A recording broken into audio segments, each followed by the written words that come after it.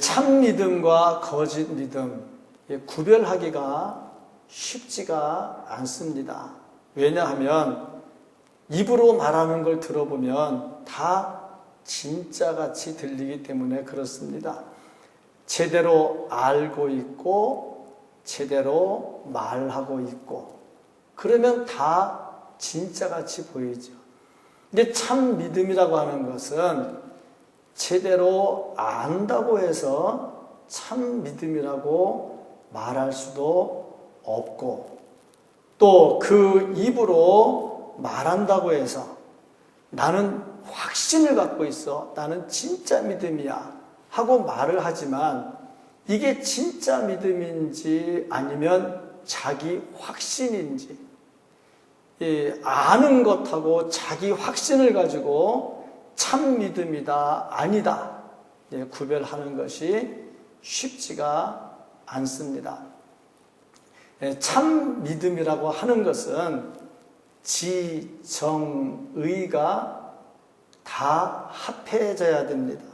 그래서 알고 감정 갖고 참 신앙이라고 말할 수도 없고 거기에 의지까지 담겨져서 전 인격이 다 들여질 때 그것을 참 신앙이다 이렇게 말합니다. 오늘 말씀을 통해서 내 신앙을 한번 점검을 해보시고 참 믿음, 주께서 우리에게 요구하시는 참 믿음, 이 믿음 안에는 참 생명이 들어있는데 이 믿음 안에서 참 생명을 가진 자로서 세상을 이겨나갈 수 있는 성도들이 될 수 있기를 주님의 이름으로 축복합니다. 그러면 무엇이 참 믿음이냐? 먼저 지식적으로 바로 서야 되는데 무엇을 알아야 되느냐 하면은 예수님은 하나님의 아들이심을 믿어야 된다. 이게 가장 기본입니다. 목사님 너무 당연한 말을 하니까 참 황당합니다. 그럴지 모르겠어요. 그런데 예수님이 하나님의 아들이라 하는 말하고 그리스도가 하나님의 아들이라 하는 말이 좀 달라요. 예수님이 하나님의 아들이라 하는 말은 2000년 전에 인간의 몸을 입고 온 마리아의 몸에서 난 그 아들 예수가 우리가 믿는 예수님이고 그 예수님이 하나님의 아들이라는 것을 믿어야 된다는 겁니다. 그런데 왜 이 말씀을 하느냐 하면은 오늘 5절 말씀을 보면 이렇게 기록이 되어 있습니다. 예수께서 하나님의 아들이심을 믿는 자가 아니면 하고 말씀을 해요. 예수께서 하나님의 아들이심을 믿는 자가 아니면 왜 이런 말을 했느냐? 이 당시에 교회 안에 들어와 있는 사상 중에 하나가 뭐냐면 이원론적인 사상입니다. 뭐가 이원론적이냐면 육신은 죄로 더러워진 존재고 영은 깨끗해진 존재. 그래서 영과 육은 완전히 분리가 되는, 이 말은 무슨 말이냐면 육신은 죄가 있다 이거지. 근데 교회 안에 들어와 있는 사상이 뭐냐면 하나님은 거룩하고 성결하고 의롭기 때문에 육신을 입을 수가 없다 하는 겁니다. 거룩한 것과 속된 것이 어찌 하나가 될 수 있겠느냐. 고로 예수는 하나님이 아니다. 이렇게 나가는 겁니다. 그러면 뭐냐? 예수라는 인물 속에 세례 받을 때 그리스도가 그 안에 들어왔다가 십자가에 달려 돌아가실 때는 신은 죽을 수가 없으니까 빠져나갔다는 거지. 그러니까 육신만 죽었다. 이렇게 말하는 이런 이원론적인 사상. 이게 다 영지주의에서 나온 것들입니다. 그러니까 교회 안에 들어와 있고 하나님을 믿는다고 하고 믿음을 고백하고 천국을 고백하고 하는데도 예수님이 육신을 입고 이 땅에 오셨다는 거, 하나님이 인간의 몸을 입고 이 땅에 오셨다는 거, 그분이 예수님이라는 거, 예수님이 하나님의 아들이라는 사실을 믿지 않는 겁니다. 그게 교회 안에 가르치는 풍조들이었어요. 이것은 참 생명을 얻을 수가 없는 겁니다.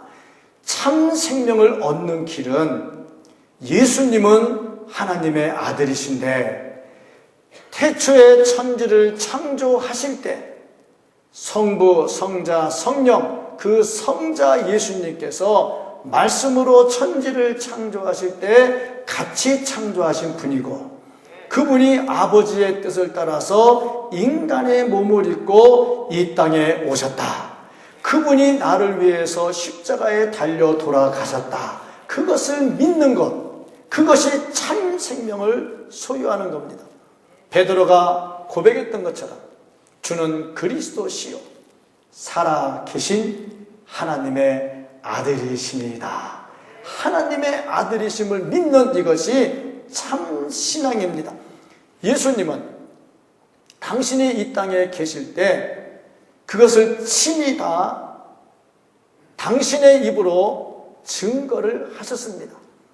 예수님께서 이 땅에 오셔서 하신 일, 특별히 3년 동안, 공생의 3년 동안 하신 일들이 참 많이 있습니다. 그 많은 일을 세 가지로 정리합니다. 첫째, 티칭, 가르치고, 둘째, 프리칭, 전파하시고, 셋째, 힐링, 고치시고, 티칭, 프리칭, 힐링, 이 세 가지가 예수님 하신 일입니다. 그러면 왜 이런 일을 하셨느냐?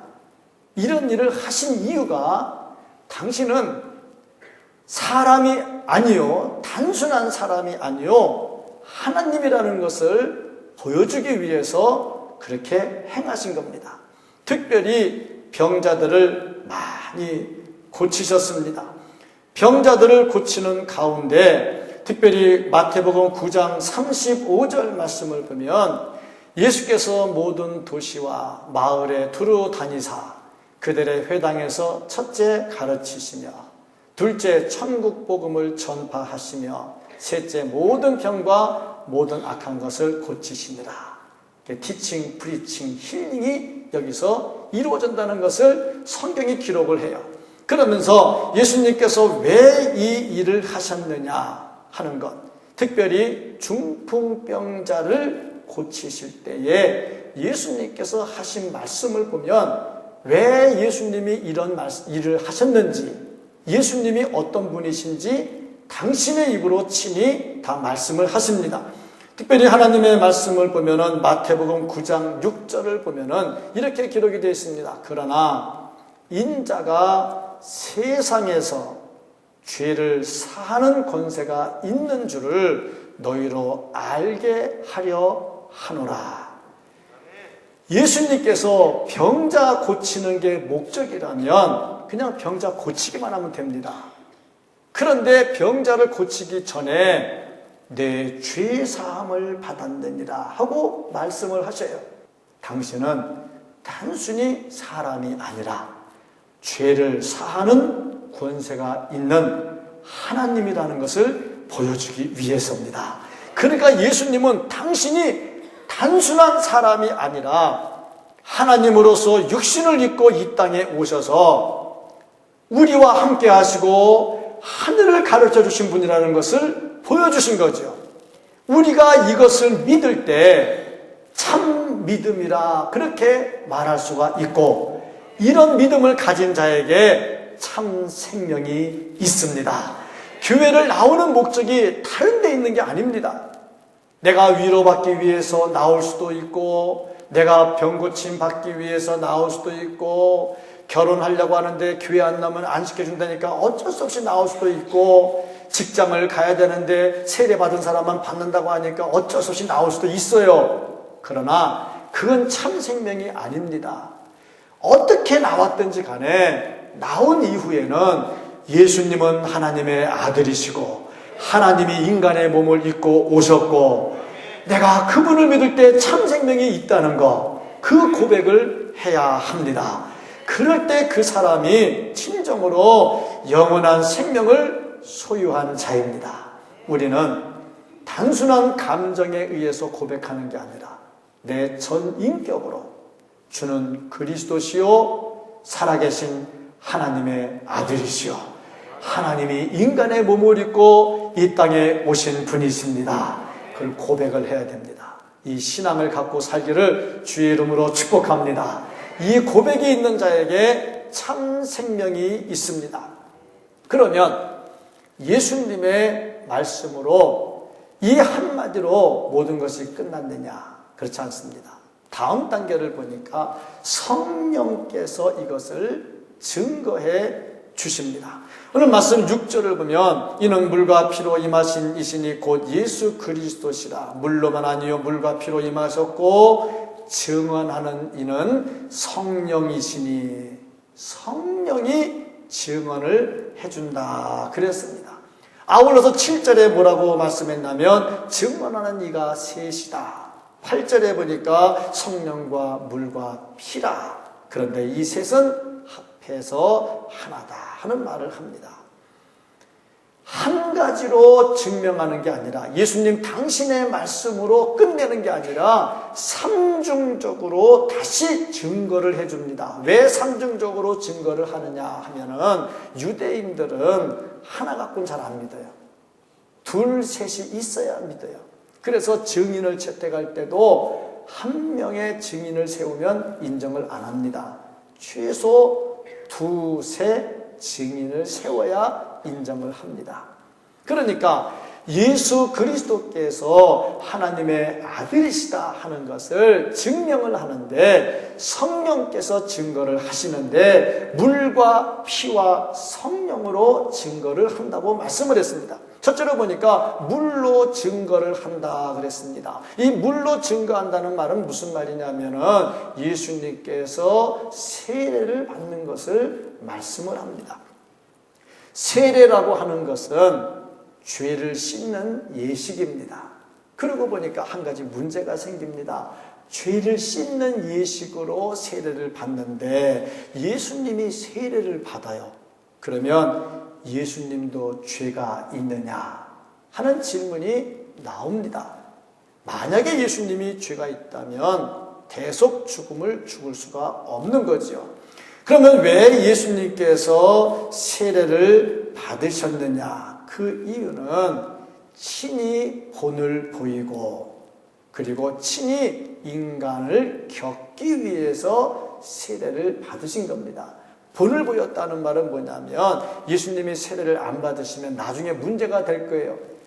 예수님도 안 받은 세례를 왜 우리가 받냐? 그리고 나오면 시끄러워지니까 예수님께서 믿는 자의 예식으로 세례를 받는다는 본을 보이기 위해서 친히 세례를 받고 인간이 당하는 그 고난을 당신이 친히 겪는다 하는 것을 보여주려고 세례를 받은 것입니다.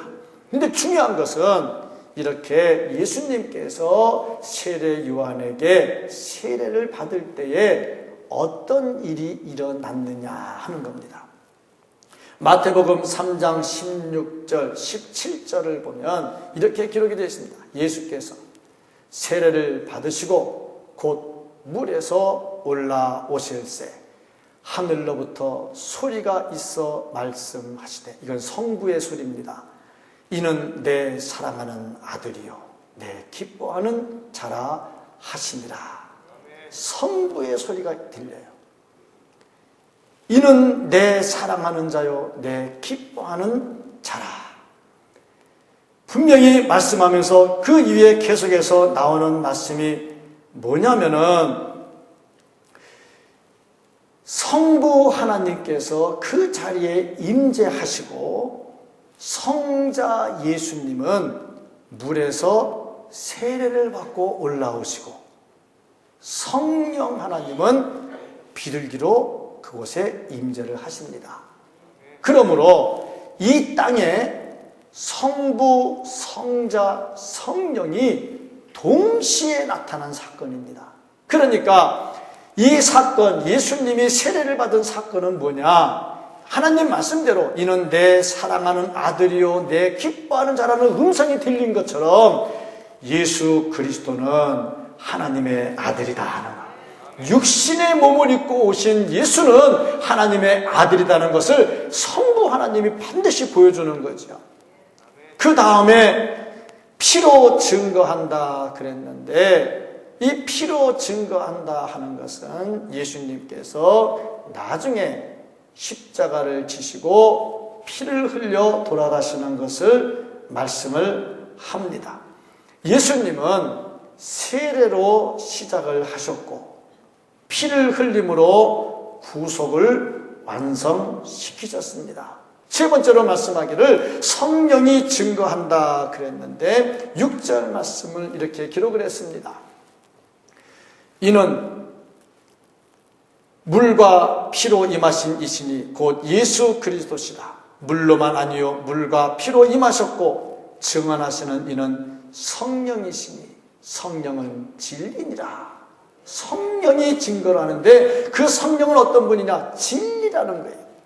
그러면 요한복음 14장 6절에서는 뭐라고 말씀했느냐? 예수님께서 친히 하신 말씀입니다. 예수께서 이르시되 내가 곧 길이요 진리요 생명이니 나로 말미암지 않고는 아버지께로 올 자가 없느니라. 여기서 예수님은 뭐라고 말씀했냐면 내가 진리다고 말씀하세요. 내가 진리다. 그런데 오늘 말씀을 보니까 요한일서 5장 6절에 보니까 성령은 진리니라 그랬어요.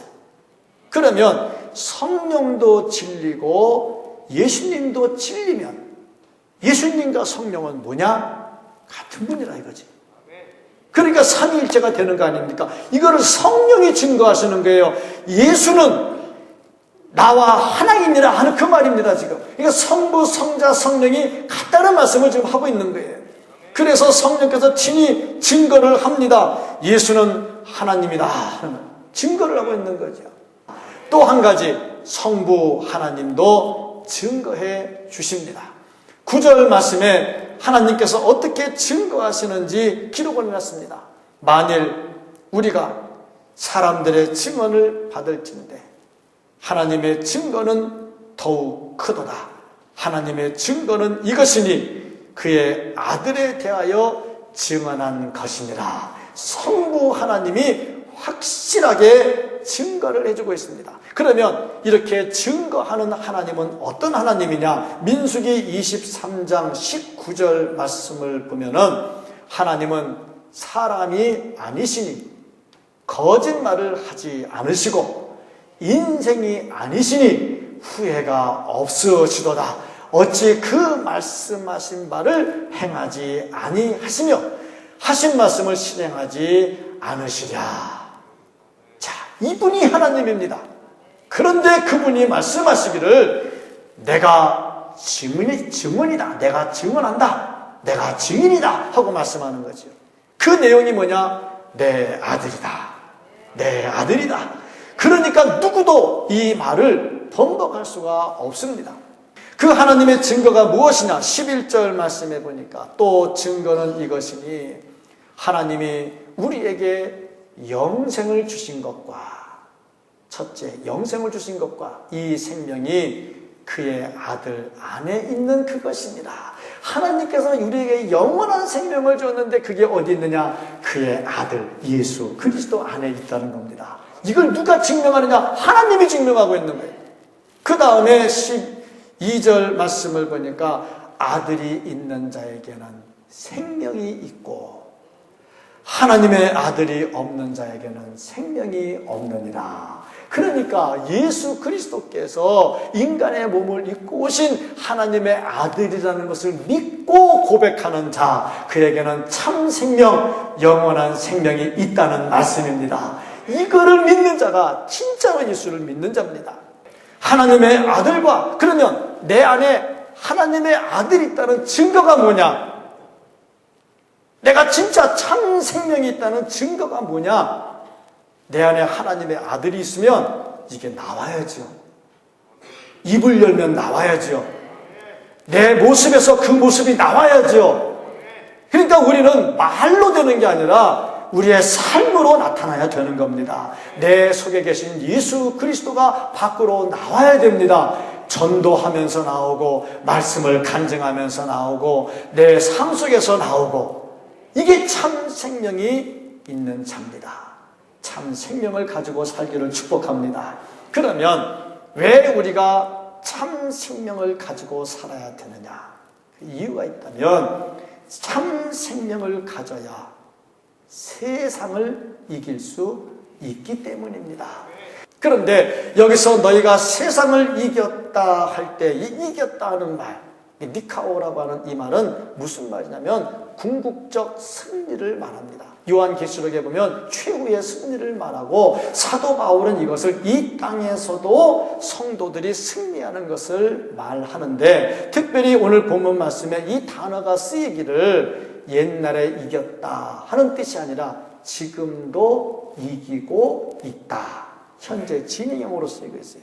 그러니까 예수 그리스도의 영, 하나님의 아들 예수 그리스도가 내 안에 있으면 하나님의 뜻과 반대되는 것으로 계속 공격해 오는 이 세상을 물리쳐 승리할 수가 있다는 겁니다.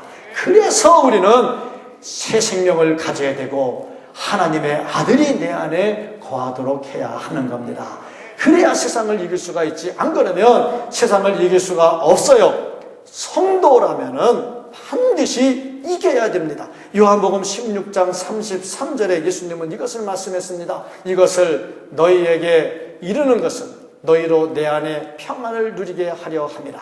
세상에서는 너희가 환난을 당하나 담대하라. 내가 세상을 이기었노라. 세상을 이기신 예수님께서 우리에게 말씀하시기를 너희도 세상을 이겨라, 이렇게 말씀을 하고 있어요. 또 뿐만 아니라 하나님의 말씀 로마서 8장 37절을 보니까 그러나 이 모든 일에 우리를 사랑하는 이로 말미암아 우리가 넉넉히 이기느니라. 세상을 이기신 하나님의 아들이 우리에게 힘을 주시고 내 안에 계시는데 이 세상을 넉넉히 이기도록 만들어준다 그랬습니다. 고린도전서 15장 57절 말씀을 보면은 우리 주 예수 그리스도로 말미암아 우리에게 승리를 주시는 하나님께 감사하노니, 하나님이 우리에게 승리를 주신다 그랬어요. 이게 얼마나 감사합니까? 이 승리를 하나님이 주셨고 우리가 넉넉히 이길 수 있는데 세상을 이기지 못하면 이렇게 만들어주신 하나님을 우리가 어떻게 대하는 겁니까?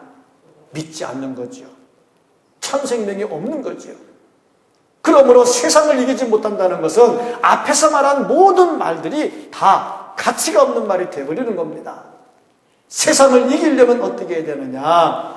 우리에게 참 생명이 있어야 되고 이 생명을 가지고 세상과 싸워서 이겨야 합니다. 이게 참 생명을 가진 자입니다. 말로 되는 게 아니라 이 말입니다. 그렇다면 나에게는 진정한 새 생명이 있는가? 새 생명이 있는 자들, 성장해야 됩니다. 신앙이 성장해야 됩니다. 하나님 안에 못할 게 없습니다. 예수의 영, 하나님의 아들, 내 속에 거하는 살아있는 자 되사 고목이라면 싹이 나고 살아있다면 자라나고, 그래서 우리의 모습에서 예수님의 모습이 나타나고 우리의 입에서 예수님이 나타나서 참 생명을 가진 자로 세상을 이기며 살아갈 수 있는 우리 모두가 될 수 있기를 예수님의 이름으로 간절히 축복합니다. 아멘. 기도하겠습니다.